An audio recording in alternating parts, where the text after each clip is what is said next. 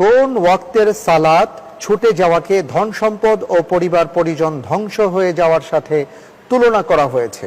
ক ফজরের সালাত, খ আসরের সালাত, গ মাগরিবের সালাত, ঘ ইশার সালাত। কোন ওয়াক্তের নামাজ যদি কারো ছুটে যায় তাহলে সে তার ধন সম্পদ পরিবার পরিজন ধ্বংস হয়ে গেল, এই তুলনা আল্লাহ রসুল করেছেন।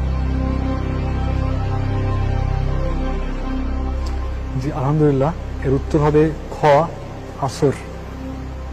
আসরের সালাত।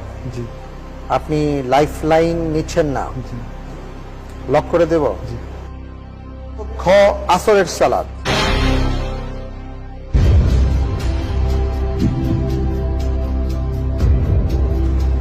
মাহমুদুল হাসান ভাই, আপনি এবার যে উত্তরটি দিয়েছেন আসরের সালাত, এবারের উত্তরটি সঠিক হয়েছে।